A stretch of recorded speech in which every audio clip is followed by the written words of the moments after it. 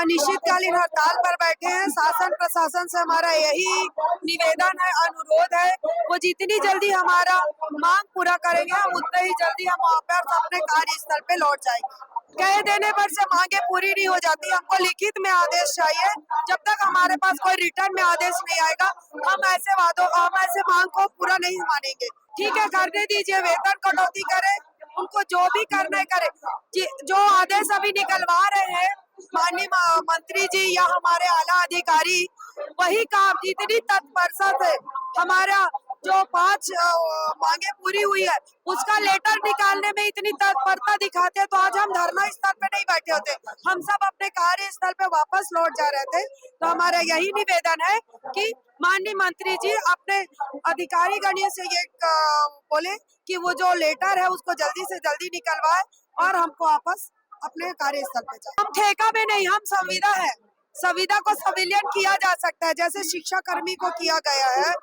हमारे जो जिला है, राज्य है MP, वहाँ जैसा किया गया है उस टाइप से यहाँ भी किया जाए। संविलियन है, अनुकंपा नियुक्ति है, समान कार्य समान वेतन, जो सुविधा वहाँ दिया जा रहा है। तो माननीय मंत्री जी और कुछ नहीं तो अपने मातृ राज्य को देखते हुए जहाँ जैसा किया गया उस टाइप से सुविधा यहाँ प्रदान करें। जी, हम जब राज्य के हैं वहाँ से 60% का आता है, 60% पहले भी आएगा बोले हैं।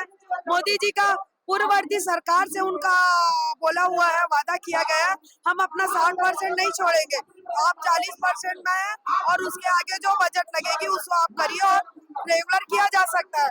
तो फिर मंत्री जी से निवेदन है कि जो भी अतिरिक्त भार है उस भार को वहन करते हुए हमें संविलियन किया जाए। रेखा शुक्ला, NHM कर्मचारी, रायपुर, छत्तीसगढ़। NHM कर्मचारी के लिए जो आदेश निकाले हैं वो खुद अपने आदेश का वहन करेंगे, क्योंकि वो आदेश से कुछ नहीं होता, हमेशा आदेश और निर्देश होता है। निर्देश निकाले ना कि नियमितीकरण के लिए लोगों को नियमित किया जाए करके। इतने जब आता है जब चुनाव तो इतने बड़े बड़े घोषणा पत्र में एक से एक वादे लिखते हैं, वो वादे का भी आदेश निकाले। क्या हम आज वो हमारे लिए आदेश निकाले, हम भी उनके लिए आदेश निकाल सकते हैं कि आपने भी जो वादा किया है उसको, घोषणा जो किए हैं उसको पूरा करिए। वो भी तो आपका एक आदेश ही था ना। तो आप आदेश का सिर्फ दमन करना जानते हैं, वहन करना नहीं जानते। नियमित कर्मचारी के लिए आदेश निकाले।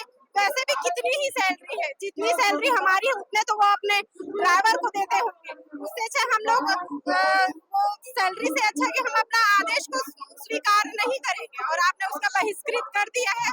वो आदेश निर्देश जो भी निकाले हम लोग यहाँ से नहीं हटेंगे, हम अपने नियमित को लेके रहेंगे, क्योंकि जितना जो वो तनख्वाह देती है वो हमारा तुच्छ के बराबर, उससे हमारा जीवन यापन होना भी मुश्किल है। तो ऐसे भी नहीं हो रहा है, वैसे भी नहीं हो रहा है। उससे अच्छा हम लोग वहन करके, बहिष्कृत करके हम लोग अपना जो लड़ाई यहाँ लड़ने के लिए जो बैठे उसको लेके ही रहे। 27% उन्होंने उस टाइम भी बोला था, अभी तक हुआ नहीं है, बस 5% ही बढ़ा है। अभी भी वो बोल रहे हैं बट कर नहीं रहे हैं, कुछ नहीं कर रहे हैं। वो मिलने से इनकार कर रहे हैं। पीड़ा है कि हमें इतना कम सैलरी मिलता है और हम काम बराबर करते हैं, रेगुलर वालों के बराबर काम हम करते हैं, लेकिन हम उससे ज्यादा ही काम करते हैं और हमें संविदा करके बोल दिया जाता है NHM कर्मचारी। जब हम पिछले टाइम हड़ताल में थे तो हमारे मंच, जब कांग्रेस की सरकार थी तब हमारे मंच में भाजपा के लोग आए हुए थे, OP चौधरी जी, उन्होंने कहा था डबल इंजन की सरकार होगी तो हम 100 दिन में नियमितीकरण अवश्य करेंगे करके। हमने उन पे भरोसा करके उन्हें सरकार बनाया, लेकिन वो हमारे भरोसे को तोड़ रहे हैं। 100 दिन का बोल के अभी 2 साल होने जा रहे हैं, अभी तक उन्होंने कुछ भी नहीं किया है। अपना हक चाहिए, अगर वो नहीं देते तो हम इसी तरह मैदान में डटे रहेंगे। मैं NHM कर्मचारी, ऐसा कुछ भी नहीं है। मंत्री जी पूरी झूठ बोल रहे हैं सर। यदि करना चाहते हैं तो सीधा लिखित में आदेश दीजिए, है ना। और मौखिक बोल के वो गुमराह कर रही है पब्लिक को, जनता को और कर्मचारियों को। सारे जगह स्थिति बद से बदतर हो गई है सर, है ना। अर्बन क्षेत्र में तो, ग्रामीण क्षेत्र में तो और ज्यादा बदतर है। शहर में तो थोड़ा सा बड़ा अस्पताल है तो उसमें जा रहे हैं, लेकिन ग्रामीण क्षेत्र में बहुत ही बदतर स्थिति है। वहाँ पे न टीकाकरण हो रही है, न BP शुगर की मरीजों जैसे बुजुर्गों को दवाई दिए जाते हैं 1 महीने का, वो दवाई भी नहीं हो रही है, इलाज नहीं हो रही है, जांच नहीं हो रही है। बहुत ज्यादा बदतर स्थिति है देश की, राज्य की। महिलाओं की सुरक्षा सुरक्षा, यदि महिलाओं की सुरक्षा गवर्नमेंट देना चाहती तो हम दूर दराज में नौकरी करते हैं ना, तो अस्पताल में जैसे नाइट ड्यूटी भी करते हैं हम लोग, है ना, तो वहाँ ना एक गार्ड की व्यवस्था है ना कुछ भी नहीं है, और लोग ड्रिंक पी के आते हैं, तो वहाँ पे कहाँ महिलाओं की सुरक्षा है, वहाँ महिलाओं की सुरक्षा बिल्कुल नहीं है। तो ये सब चीजें गवर्नमेंट को देना चाहिए। और दूर से जैसे ड्यूटी करने आ रहे हैं काफी दूर दूर से, तो इस स्थानांतरण नीति हम लोग इसी कारण चाह रहे हैं कि अपने जिले में, अपने ब्लॉक में स्थानांतरण दिया जाए। मैं एनएचएम कर्मचारी हूँ रायपुर से।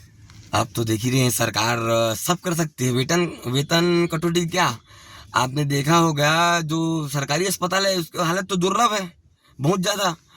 और वेतन कटौती की बात किए तो अभी फिलहाल ही पे जो बीएड के लोग थे, शायद शिक्षाकर्मी लोग हड़ताल पे थे। इस सरकार को मात्र दारू भट्टी में फोकस है। स्कूलें बंद हो रहे हैं, अस्पतालें जर्ज होते जा रहे हैं, अस्पतालों में कोई सुविधा ही नहीं दिखते जा रही है। बस वो सुविधा कहाँ दिखती है, अस्पतालों की बड़े बड़े होल्डिंग पे। बड़े बड़े होल्डिंग में देखे होंगे आपने कि हमने इतना बिस्तरों का अस्पताल खोला, बट धरातल में एक भी अस्पताल यहाँ ओपन नहीं हो पा रहा है, वहाँ फैसिलिटीज नहीं है। और देखे होंगे आप कि जैसे कि डीकेएस अस्पताल की बात किए, वहाँ पेशेंट लोग नीचे में उसके लिए बेड ही नहीं है, उन नीचे पे इन लोग अपने, एक मैं परसों लगभग गया था, मेरे आंखों देखा हाल था। एक बूढ़ी माता अपने बेटों को लेके खड़ी है, एक उसका जवान बेटा वो तड़प के वहाँ रो रही थी, उनका कोई देख रेख करने वाला नहीं है वहाँ पे। ऐसा अस्पतालों की स्थिति है यहाँ पे। मेरा नाम कृणाल सिन्हा, मैं जनपद सदस्य क्षेत्र क्रमांक 19 जनपद पंचायत धरसीवा, प्रदेश सचिव NSY से हूँ। मैं एनएचएम कर्मचारी हूँ।